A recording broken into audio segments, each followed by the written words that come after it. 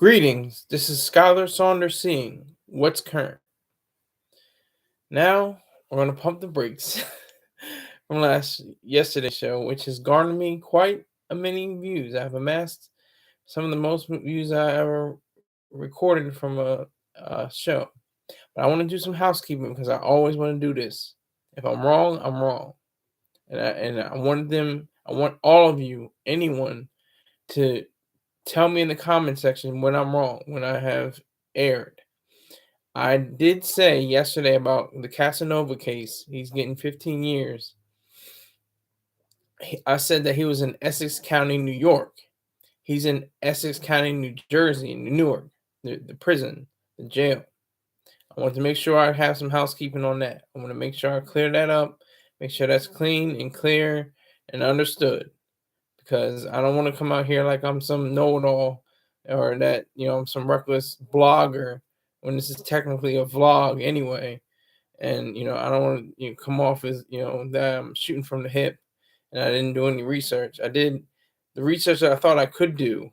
And then from the reports, I didn't see it. This is an excuse, but I didn't see a whole lot of information regarding his where he is currently housed. So I just want to get that clear. All right, now we can move on. This show is about grandparents.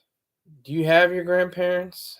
Do you love your grandparents? Do you despise your grandparents? 1A had a particular story on grandparents, and it regarded the opioid addiction uh, that's plaguing America currently. The United States is seeing an uptick in what they call grandfamilies. These grandparents that are taking over for the parents who are strung out or addicted or abusing opioids. And I just wanted to just lay out what it means to be a grandparent, what it entails, what the different ideas that go along with being a grandparent. Because you can be a grandparent as young as 15, in some cases 30, 20, 25. Because if a child, and this is possible, a child had another child at 7.5, and they reached birth, and that child had a baby, that baby would have a 15-year-old grandmother, in that way. That's possible for as young as that, as young as 15 or young as 7.5. It's happened in human history. It's very rare, of course. It doesn't happen often, but it is something to explore.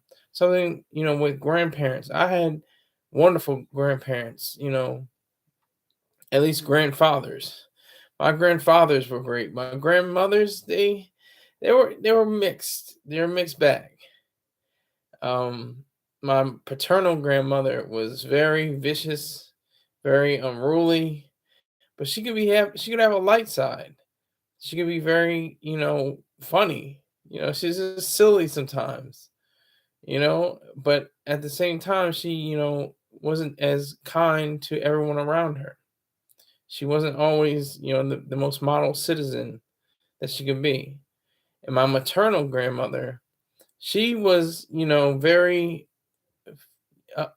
not in a sense, I don't want to say fussy, but she just seemed like she had, like the world owed her something.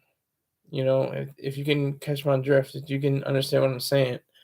And I'm fortunate enough to have grandfathers and a father who had, to love and to respect. You know, my grandfathers have since passed on, and so has my grandmothers. But with grandparents, it's a wonderful thing. It's a wonderful lifestyle.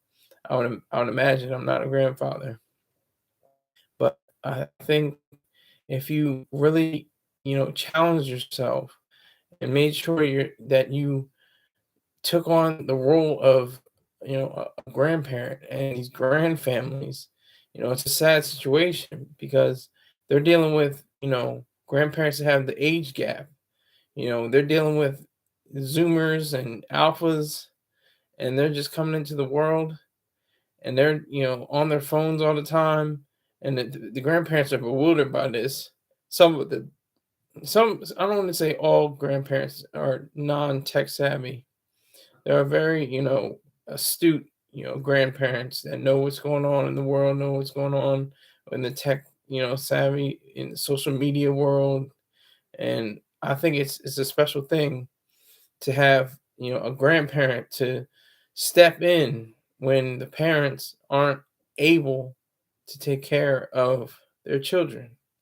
That's a special thing because there wouldn't be anyone else. They would have to be taken over by social services, and that's not the best case scenario for children. They can be tossed into foster care, be dropped off into from home to home, and never really find stability. So that's what I'm talking about right now. I think it's a issue where we have so many people, doing the right thing, and it seems like they're not doing anything about it, you know, and that's what's so powerful about grandparents. Grandparents don't have to be parents. They want to be parents again. They were just parents before. That's what 1A was about. They were talking about how that they raised one generation, now they're raising another, and the tremendous responsibility that entails, and what that means for the children that are being raised by their grandparents. But like my dad, he had an excellent, wonderful grandparent, a grandmother, and that's the thing that is prevalent, I think, in a lot of Black culture. And I can name two people, and this is amazing how they almost intersected because they had similar demons. Richard Pryor and DMX, they prized, they loved, they adored their grandmothers. I'm not sure. I can't remember if those. It might have been the maternal grandmother or paternal grandmother. I think Richard Pryor's paternal grandmother and DMX's maternal. Please correct me if I'm wrong. Get at me in the comment section. But they both worshipped their grandmothers as if they were their real mothers. And that's a similar case with my dad. My dad never touched drugs, never had an issue, never had a problem. Fortunately, he was very loving and care for me. He continues to care for me. He's my caregiver right now. But you know, I think with grandmothers especially, grandmothers, they know how to take care of other people. Grandfathers know how to take care. It depends on what kind of grandfather it is. My grandfathers didn't take care of me technically, but they always showed me, they were gonna spoil me in a sense. I'm like a spoiler for my niece. I like to. I'm the secretary of spoiling. That's what I do. You know, so they mainly spoiled me. They took me to football games, took me to go get McDonald's sometimes. Just have a meal ready. It was lovely, and then they taught me how to be a man, along with my father. I knew how to be a man who stood on his word, always be honest, have integrity, tell the truth, and that's what it comes down to. And I would say the same thing for grandmothers, even though I didn't experience that too much with my grandmothers.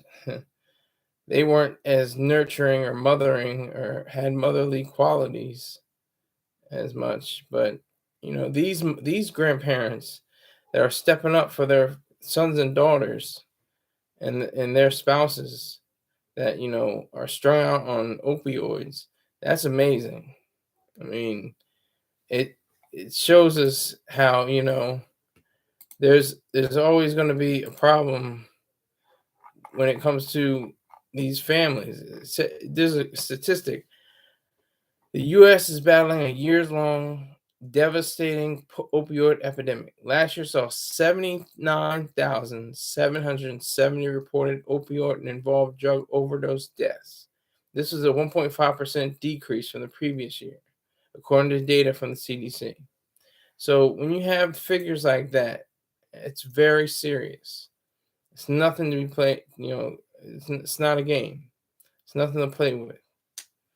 It's an issue where we have to address the commonality of the love that is expressed from grandparents to their grandchildren.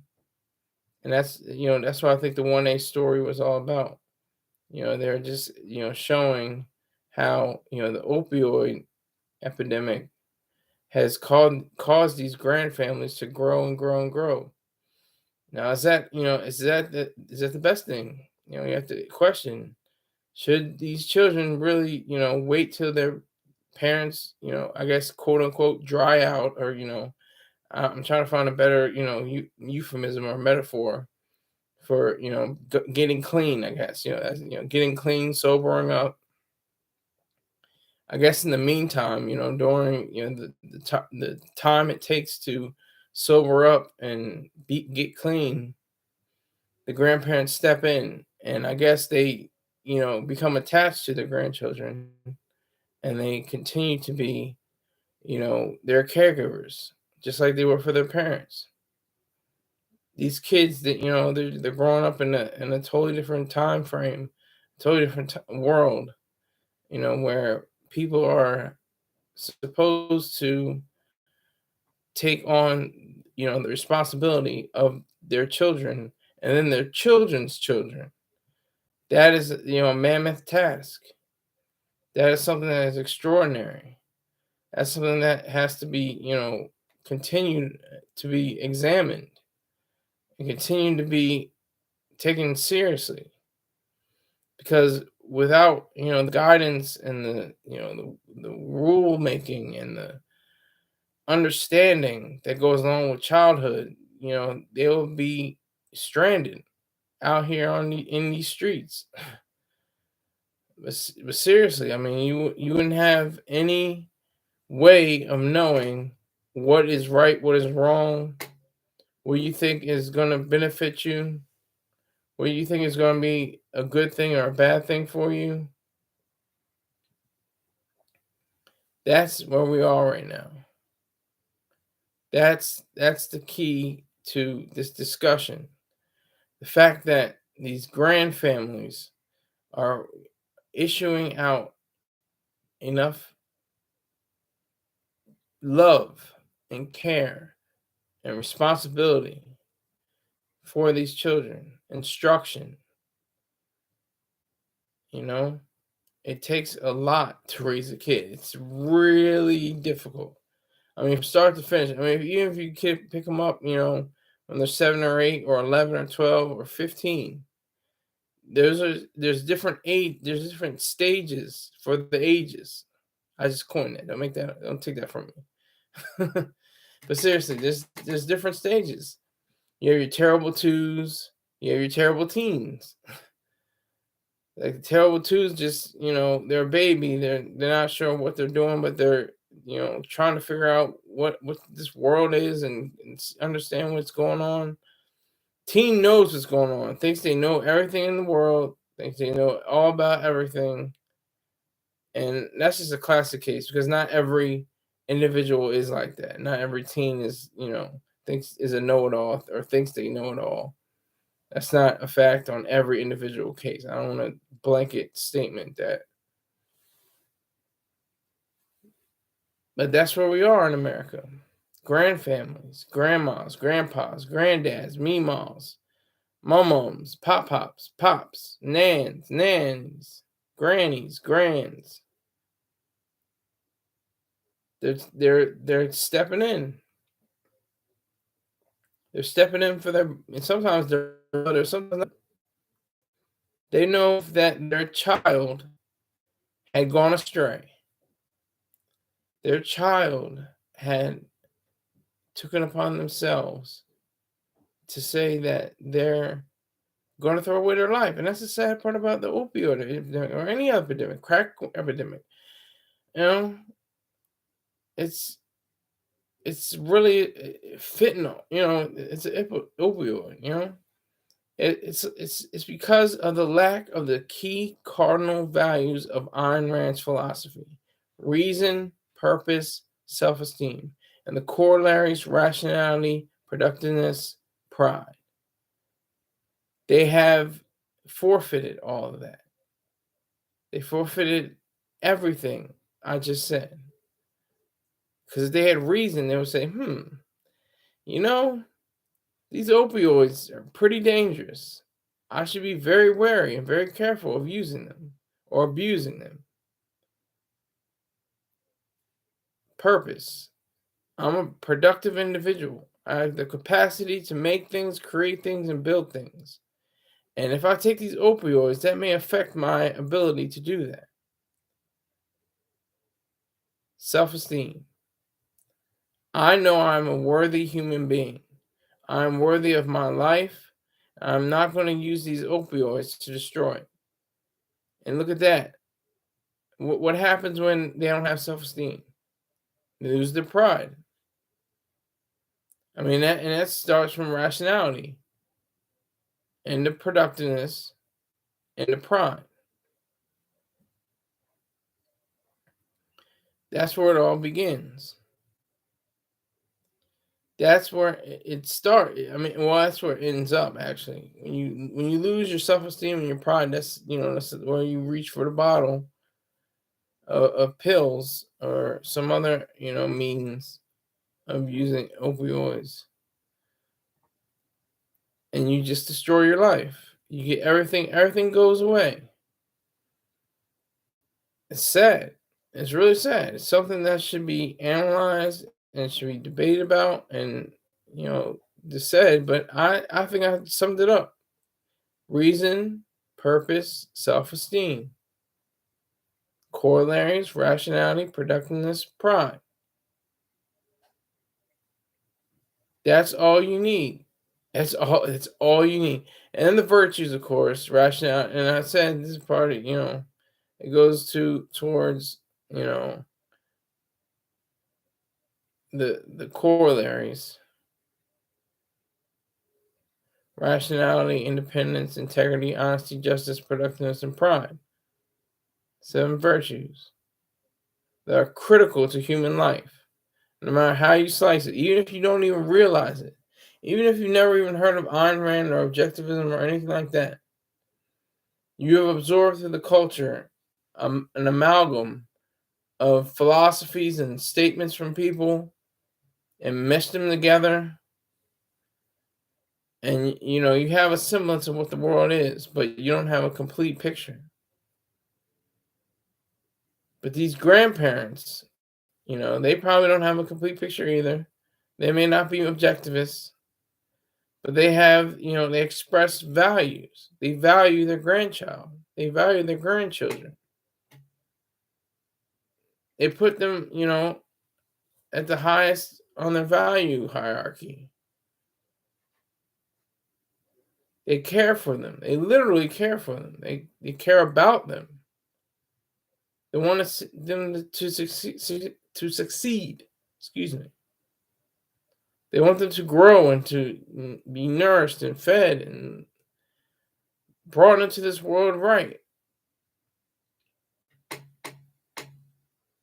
It's amazing how we, don't establish the right amount of care for these grandparents. They need care. They're caregivers, but they need to be cared about. They need to have some kind of backing, some support, because it's very draining, and especially since they were already parents and they have to take care of their children's children. That's where it gets very vicious, very harsh, very difficult, but it's worth it. It's not a sacrifice. That's one of the things that comes up all the time. Well, they are sacrificing for their children's children. They are being selfless. They are being unselfish. Not even close. If they're being unselfish, they would be completely at a loss. To be unselfish would mean that they would take care of their neighbors' children and, forsake their own grandchildren.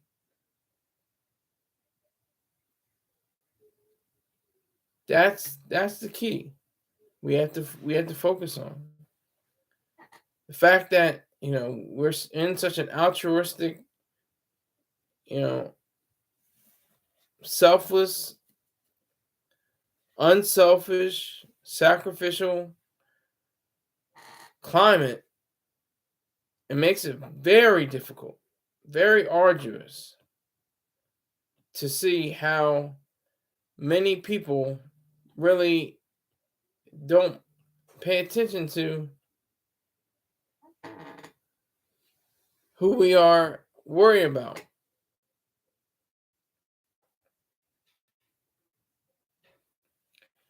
It's a problem. It's a problem. It's something that can be solved though. Reason, purpose, self-esteem. I mean, I don't want to just say that's the panacea because, of course, it's very, the philosophy is very erudite and it's, more complicated than just the seven virtues and the three cardinal values. But essentially, that's what it is. It's not don't do drugs or just don't do it or just say no. It's say yes to life, yes to living, yes to prospering, yes to growing. Because why do people take drugs like that or any drug? They want to escape from reality. They say that about movies. Oh, it's an escapist flick. You're going to go on an adventure. It's an escape. No, the adventure is something that you experience as part of an understanding of what is able to be explored in this world. It's not escapist. What is escapist is drug users. They're literally escaping from reality. They're escaping from all responsibility. And that goes for alcoholics too. It's the weirdest thing. It's the saddest thing. It's very sad when you have somebody that's addicted to alcohol because they want to feel good. That's the whole point of drinking alcohol. You're not drinking it for the taste, most likely, because people even who drink alcohol know that alcohol doesn't taste very good. So they have to put fruits and sugar and all kinds of different garnishes and stuff with it to make it palatable.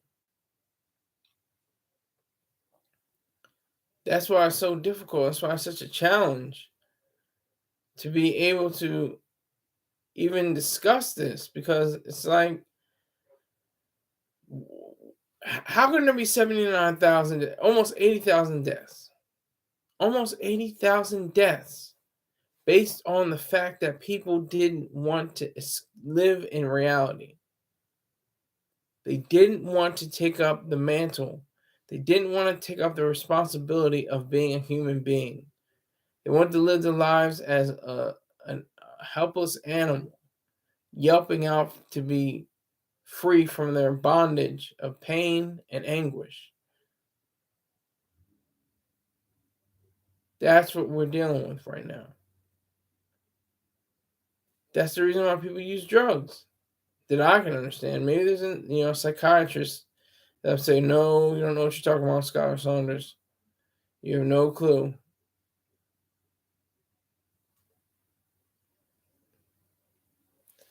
That's it.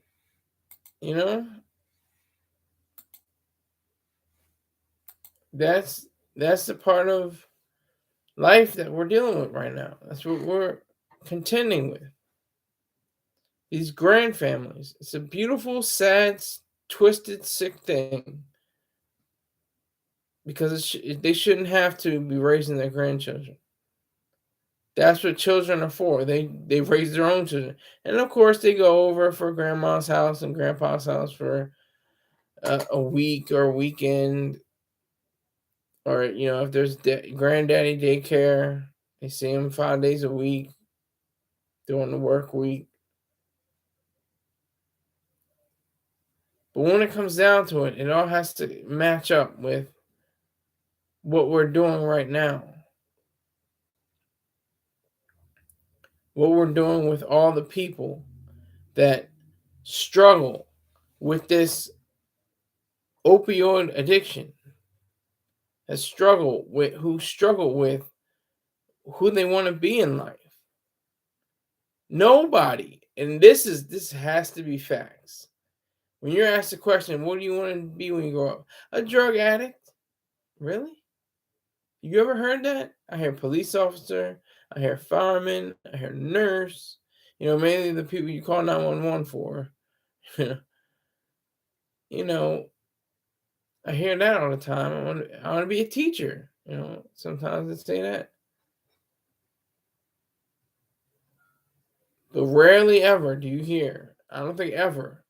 I can probably put that down, unless they're being sarcastic and snotty and funny, But a kid, young as 5 or 7, what do you want to be when you grow up?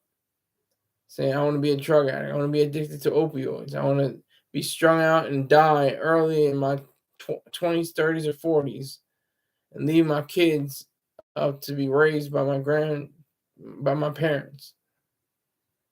Nobody ever says that. Nobody. Nobody but nobody. Ain't no way, boy.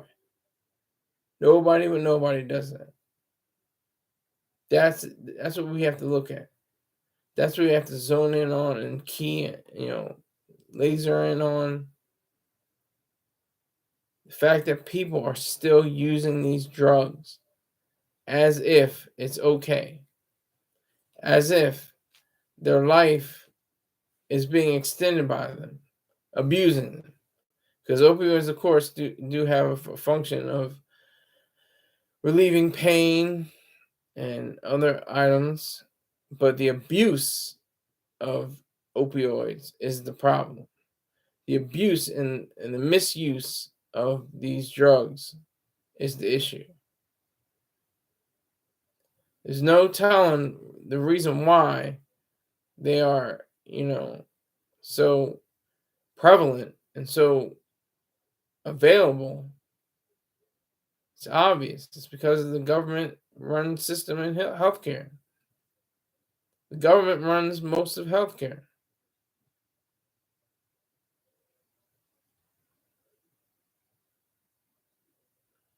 And that's the problem.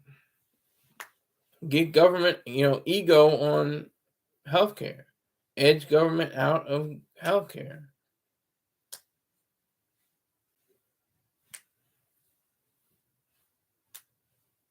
That's the problem we have to face. We have to take into account every aspect of this problem.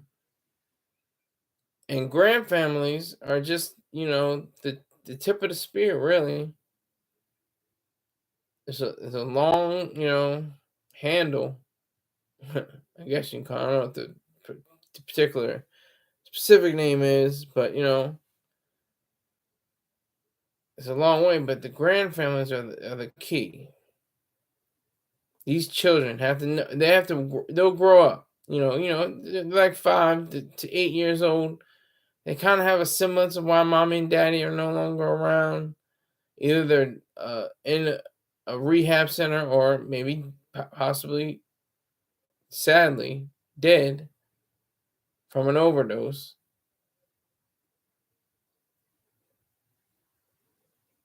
That's what we have to contend with. That's all. That's all we have to do. Try to find a solution. Solutions like saying, live your life. Forget, don't say no. Live your life. Live life. Have a life. Be productive. Be selfish. Be greedy. Be arrogant. All these things are possible. is apparent only if you have the understanding of what it takes to be a grandmother or grandfather. And they should be all saluted for their glorious and meritorious efforts. Now I'm going to transition. I'm going to talk a little bit about food. One day had a brilliant show on yesterday. They were talking about the food crisis. How most foods aren't really foods. They're filled with GMOs. I love GMOs. GMOs are great. Side note. And how people are not being nourished anymore. But I say hooey. I say hooey on all that. Because people can eat whatever they want. And there shouldn't be a soda tax. There shouldn't be a sweets tax or anything like that. That should be the case. You should be able to eat a box of ding dongs and wash it down with some strawberry yoo-hoo if you want to do. And I'm not advising it, but I'm saying that in your space, in your ability as an American, as an individual, you should be able to choose whatever foods you wish to eat.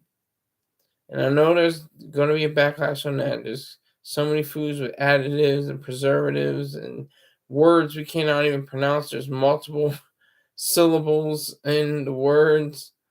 It's very difficult to pronounce, but the scientists have figured out a way to make these foods, non-perishable as to a degree, as crunchy, as salty, as sugary as possible. And we eat it. We enjoy it. We got to have the food. Everybody eats, right? Like Common said, if I say anything more, then I'll probably get a copyright strike. So that's where we are right now with the food. The food we have to eat every day. If you're a human being, you must eat, naturally. I'm not talking about stranded out in the desert or on a rocky cliff or stuck in a cave somewhere. You have to eat every day. At least something. Eat an apple. Eat something small. Eat blueberries. Eat a banana. If you have diabetes, make sure you follow your guide. Make sure you follow the way you eat. That's very important. That's a key figure. That's a key issue, especially with Black and brown people. They call them food deserts. At the corner bodega or the corner store around the way, liquor store, they got chips and cookies and quarter waters. They got all that. And they're ready to serve you. And they're not worried about, they don't care. They don't care if you get 20, devil dogs or, Oreo cookies. They don't care. They want the dollar. It's all about the dollar. They don't care about your weight. They don't care about your brain. They don't care about your heart. And they shouldn't. It's about the dollar. That's what makes everything make sense. So, with food, we think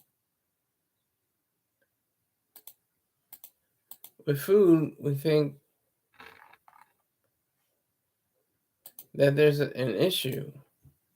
They call them ultra processed foods. It shows that, here's a statistic, approximately 73% of the U.S. food supply is ultra processed, according to Northeastern University's Network Science Institute. These chemically engineered foods are low cost and convenient, but our appetite for them can feel insatiable. And they should be insatiable. That's the whole point. That's why, the big, companies, Altria and Kraft and all different companies, Mondelez and Mars and Hershey and, everybody like that, we get excited for them because they taste so good.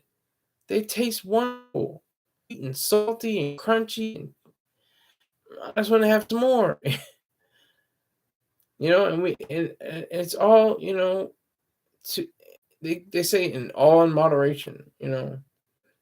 To a degree that's true. To a degree that's very factual. It's something that we have to, focus on as well. The reality of food, what makes it taste so tasty?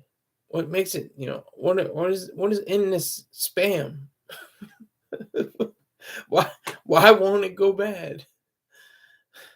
I don't know. I could be wrong. Spam may go bad, but I checked spam that I had weeks ago, and it was still good.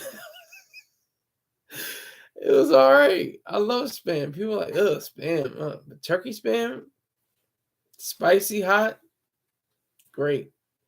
I love it. I love it. I love it. I love it. So if you are, obese or overweight, or like I am overweight, but I'm not obese. But if you are, you have every right to drink gallons of milk, and all the ho-hos and the crimpets you want. It's your life. You choose to do that. If you want to die at 38, fine. Go ahead. It goes back to the opioid addiction. I think drugs should be legal. I think people should, not overdose. I don't want to say overdose and die. But I think they should have the right to do that. They have the right to do that with food as well. If you want to take on the chance of an early grave, that's your right.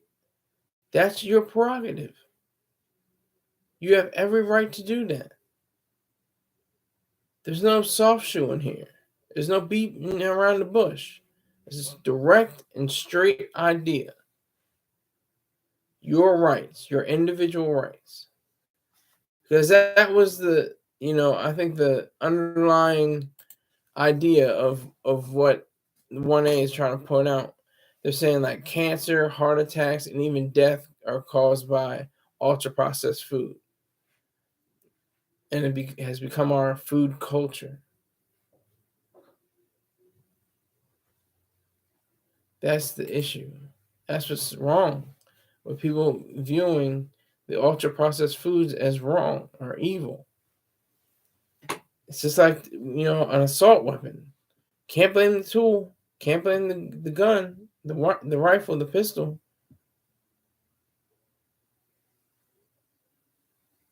You can't blame food.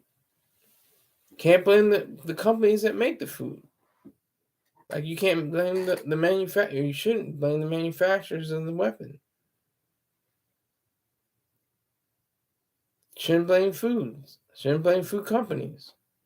Should adore and worship even these companies for making such great products that people really want. Now, if you're 600 pounds or 1,000 pounds and they got to take out a sign on the wall to get you out of the house, that's still your business.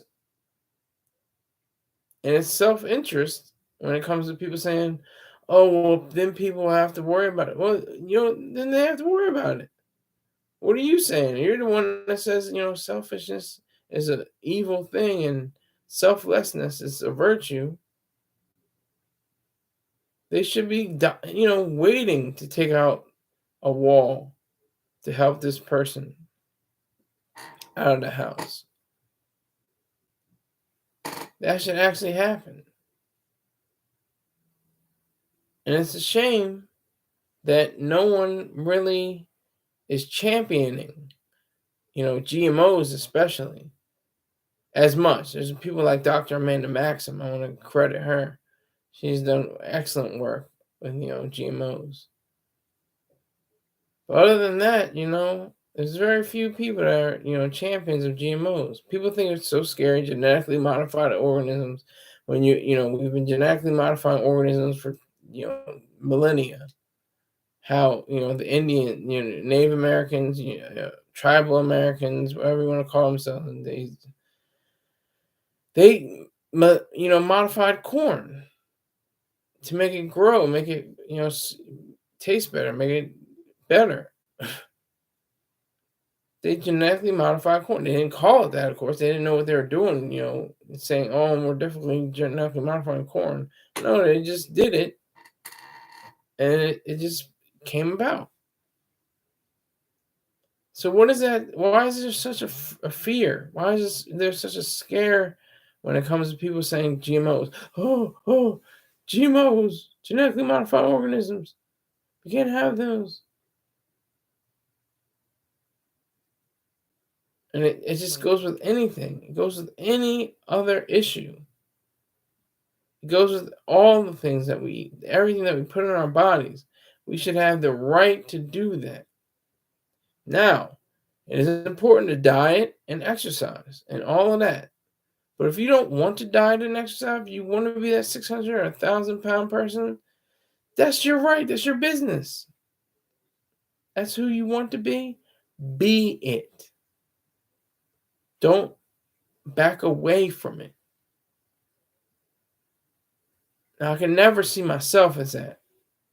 I would never be 600 or 1,000 pounds. Now, I'm thinking about people like Big Pun. He was probably 400, 500 pounds. It's a sad situation he had. His spouse, his wife, had to help assist him going to the bathroom. Now, who wants that? As a grown man, and your wife has to assist you going to the bathroom. That's, a lot of people say, "Oh, that's love," but it's sad, really. He's since perished. Rocking power to Big Pun. Because he was so overweight. He even said in the song, "I lost 100 pounds. I'm trying to live." He was trying to live, but apparently, wasn't enough. Because that's everything. That's your arteries, your capillaries, your blood vessels, your organs, your skin, your heart, your brain, your liver, your kidneys, your gastrointestinal tract. All of that's included. Every bit of that is included. When you're putting food in you, you're putting in your entire body. Every bit of you becomes part of what you do with your body and mind. Don't forsake the mind either. It's brain food. Even food is brain food. You eat certain types of foods, it accelerates your heart rate or decreases your heart rate. Some of it makes the blood go have more oxygen, and more oxygen goes to your brain, protecting those synapses, preventing various diseases like Alzheimer's and Parkinson's. It's all in the food, or most of it's in the food. Dieting and exercise, of course, like I said, are key to what you're supposed to do. That's what is, so pertinent when it comes to being responsible about food. That's what's so important about being able to take what we have and become more efficient in our lives. If we treated ourselves, if we treated our bodies the way we treat our TVs, our phones, our cars, could you imagine how sophisticated and well and trim and fit we would all be? The way we, treat our electronic devices, our tablets. If we treated our bodies the way we treat them, we would be in a much better way. Much better way. There's no question in that. No questioning. We'll be on another plane of existence. we would know ourselves. We would know what not to eat, what to eat. And of course, I'm talking about food, but water. Water, water, water. What do I got over here? Wait, what is this? You hear that?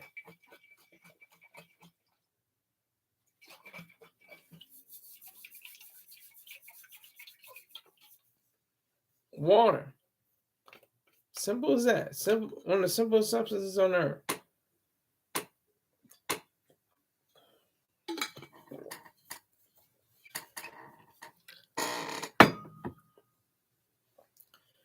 That's what we're dealing with. That's what we're focusing on.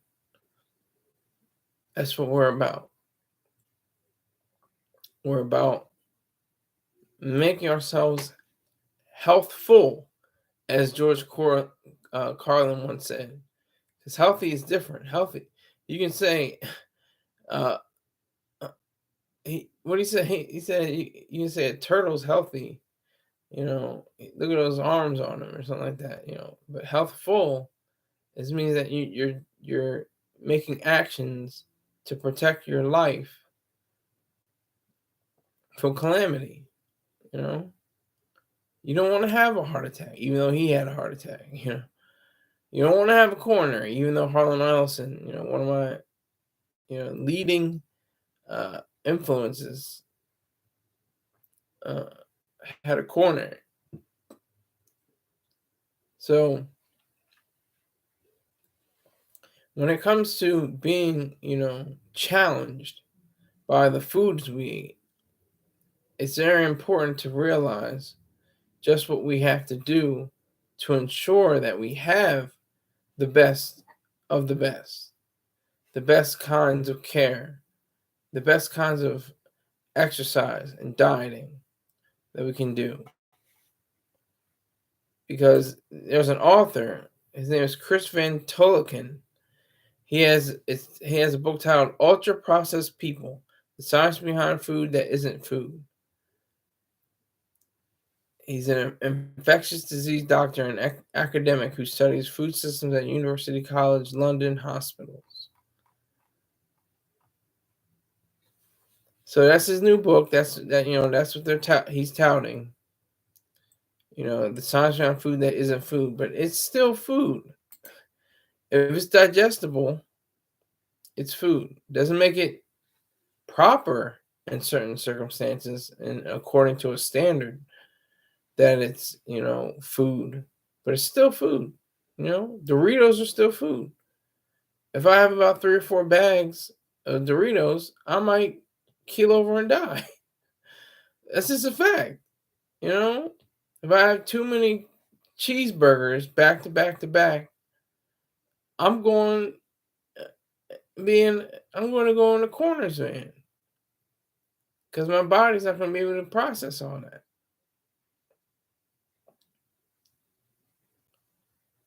Maybe I might not die, but at least I have a headache and stomach ache and all kinds of different ailments that'll arise.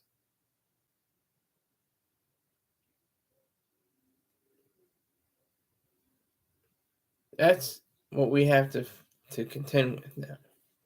That's what we have to deal with. That's the problem that we have in this country, this United States of America, where it says that I want to get it correct. Let me get it correct. Let me get it correct.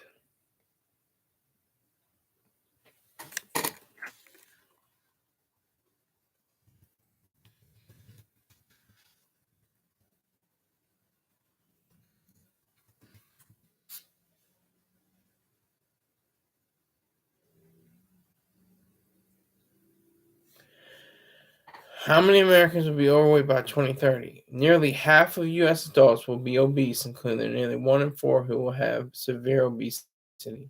The obesity rate will surpass 50% in 29 states. It's a fact. It's a reality.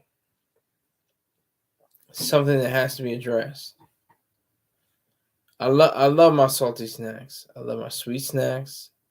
I love my foods that are, fulfilling and savory and, just tasty. but I gotta pull back. I wasn't over this guy. I'm kind of, thick in the face right now. I know. I'm thick in the gut too. You know, but I wasn't always like this. I was a skinny guy, really skinny, rail thin, buck 70, soaking wet. Then, you know, I had it an ailment, my bipolar disorder, which has drugs that either make me want to eat more or add, contribute to my weight gain. And I have to be very careful because it's not the drug's fault; it's my fault. I'm not blaming the drug. I'm just giving you a fact of what is a catalyst or what is the change agent, and that is the fact that I have to be on a stricter diet. I have to eat leaner meats. I don't know if spam is in that category, but I love it so much.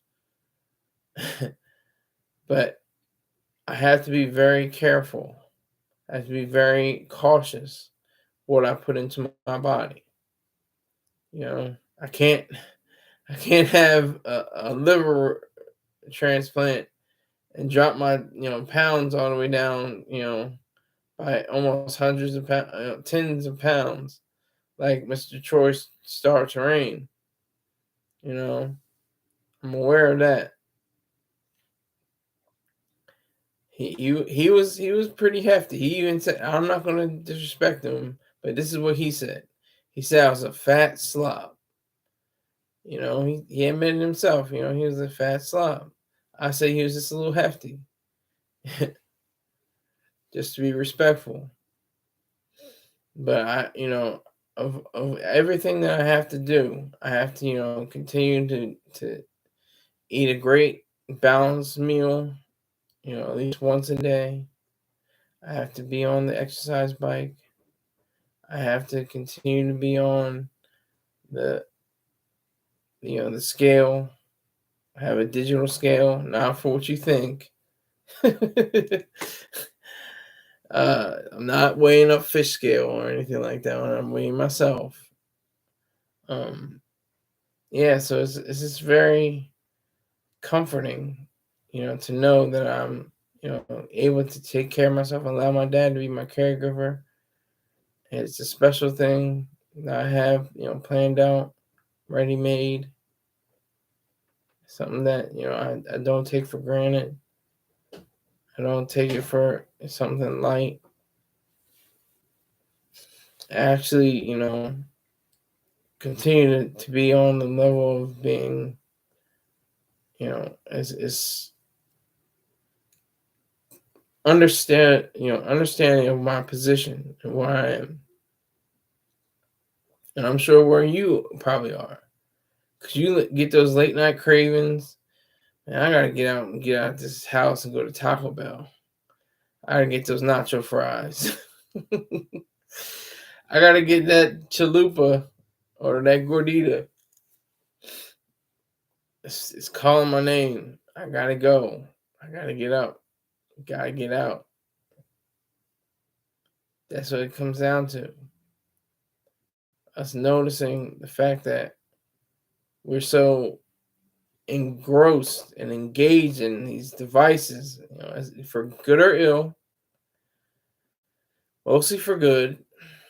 I don't want to ever be a technophobe or a philistine or a oh god, what is it? I can't think. But the people that don't like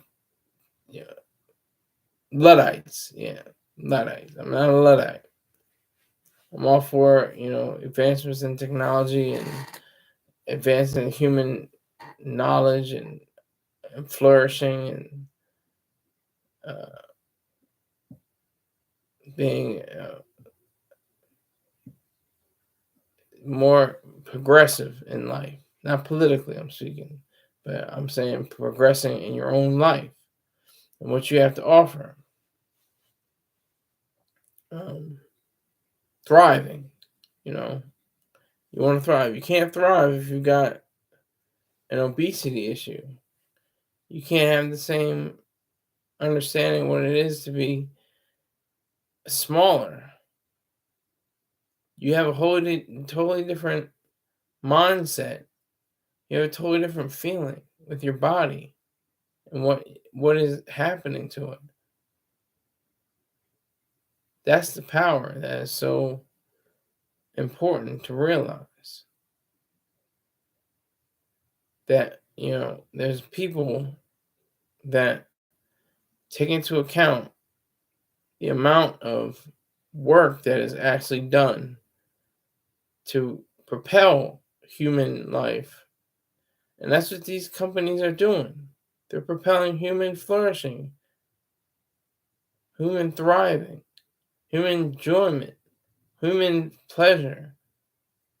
When you crack open that box, you open that bag, you slice into that can, you want a happy experience. I mean, look at the commercials. Half of the commercials have something to do with being happy or joyous or blissful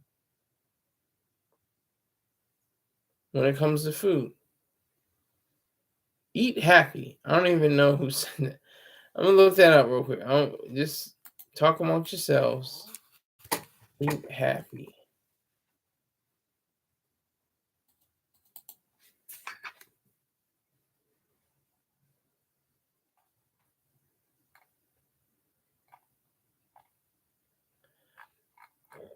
Well, at least if anything, it's a book, but you get my understanding. You're supposed to enjoy your food. Never indulge or overindulge. Eat your fill. Taste those salty, sweet, crunchy, ooey gooey foods. And remind yourself you live in the greatest time period in all of human history. Nothing even comes this close. Yes, we have crime. Yes, we have wars. Yes, we have so many ailments that plague us. Living to in our 70s. Just a few generations back, the median age and the average age was about 39. We're very fortunate, not blessed. There is no God, but we're very fortunate to have ourselves in this way, in this calm and cool demeanor that I'm expressing. I do hope you get a chance to understand that, like the great, honorable Elijah Muhammad, you don't live to eat, you eat to live. Now, I'm just going to do, I'm booking with another bit of housekeeping. I have a 50 club. It consists of you contributing $50 a month to the broadcast. I appreciate that very much. I have my Cash App, $ Skylar Saunders, SkylerSaunders 1, and my PayPal, paypal.me/Skylar Saunders, spelled the same way. Didn't reach today's goal. Didn't have a lot of people come. Not a lot of people stayed around. Some people came through. I appreciate it. But it was a hard slog. It was an easy slog. It's a hard slog. It was very enlightening just to hear my voice ramble on and on and on and on. But I didn't get $10 tonight. Sometimes I post and say today's goal is $10. I get $15. Wasn't tonight though. Wasn't in the cards. But I do appreciate everyone who stopped by and left. I'm looking at 2 zeros, no likes. No likes. There was 1 or 2 people in the queue. Right now it's at 0. But that's fine. This is the beauty of the marketplace. Some people don't want to contribute anything. That's their prerogative. That's their right. You don't want to contribute a single dollar to my cause? I'm not going to say F you. I'm going to say thank you. And I appreciate anyone and everyone under the sound of my voice that watches this broadcast. I thank you very much again. Take care.